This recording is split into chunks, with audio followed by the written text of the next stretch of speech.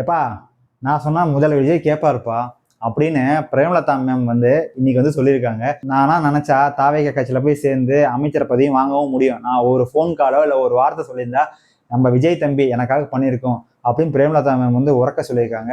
ஏன்னு பார்த்தீங்கன்னா ரீசெண்டாக வந்து எல்லாருமே கேட்டிருக்காங்க, ஏன்னா மேம் எல்லாருமே போய் ஆதரவு தெரிவிச்சாங்க நம்ம தாவேக்காக்கு, நீங்கள் உங்கள் கட்சியிலேருந்து ஏன் யாருமே போய் சேரல? ஏன்னா நீங்கள் உங்கள் இதுலேருந்து அமைச்சர்களோ உங்கள் இதுலேருந்து தொகுதிகள்லாம் ஜெயிச்ச எம்எல்ஏஸ் தான் இருக்காங்கல்ல, அந்த எம்எல்ஏ வச்சு நீங்கள் போய் அமைச்சர் பதவி கேட்கலாங்கிறப்போ யார் கேட்கலாங்கிறா? எங்களுக்கு அந்த பதவி மேலாம் ஆசைனா இல்லைங்க. நாங்க எப்பயோ வந்து முடிவு பண்ணிட்டோம். தேமுதிக எதுக்காக ஆரம்பிச்சதுன்னா, மக்களுக்காக தான் ஆரம்பிச்சது. இந்த மாதிரி போய் கூட்டணி போய் சேர்ந்து துரோகம் பண்ணி இப்ப போய் அதிமுக பண்ண மாதிரி நாங்கன்னா பண்ண முடியாது. இந்த மாதிரி கட்சி கொள்கையே எங்களுக்குலாம் கிடையவே கிடையாது. நாங்க நேர்மையாவே இருப்போம்.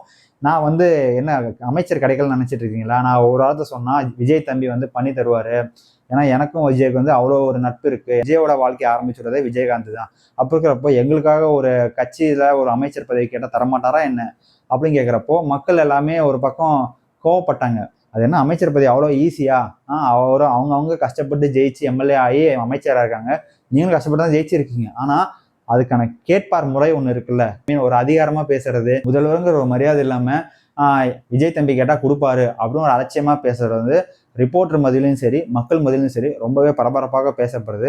பிரேமலதா விஜயகாந்த் அவர்கள் வந்து அவங்க மேல இருக்கிற அன்பும் பாசமும் எதுக்காகனா விஜயகாந்த் சேரால தான். விஜயகாந்த் ஐயா வந்து பண்ண நற்செயலும் அவர் ஆரம்பிச்சு விட்ட தேமுதிக அரசியலும் தான் இப்போ வந்து பயங்கரமா பேசப்படுது. சப்போஸ் இந்த தேர்தலுக்கு முன்னாடி தேமுதிகவும் விஜய் அவர்களும் சேர்ந்தா கண்டிப்பா வேற லெவலா வெற்றி அடைஞ்சிருக்கும். ஏன்னா விஜயகாந்தும் விஜயும் சேரணும்னு சொல்லி பல நாள் ஆசைப்பட்டாங்க. அதுவும் தான் பல நடிகர்களும் வந்து விஜயகாந்த் வரணும்னு ஆசைப்பட்ட இடத்துல இப்ப விஜய் வந்து வச்சிருக்காங்க. ஏன்னா விஜயகாந்த் பண்ற எல்லா வேலையும் நல்ல செயல்களையும் விஜயும் பண்ணுவார் நம்பி வச்சிருக்காங்க. அதே மாதிரி பிரேமலதா மேம் அவர்களும் விஜய் மேல நம்பிக்கை வச்சிருக்காங்க. ஸோ அந்த தம்பி நல்லது தான் பண்ணுவாருன்னு சொல்லி நம்புறாங்க. ஸோ வெயிட் பண்ணி பார்க்கலாங்க. பிரேமலதா மேம் கோரிக்கை வச்சதும் மக்களை நம்பிக்கை வச்சதும் வீணா போகாதுங்க. இதே மாதிரி இன்னொரு நியூஸ்ல நான் வந்து உங்களை சந்திக்கிறேங்க. தேங்க்ஸ் ஃபார் வாட்சிங். Love you all. பை.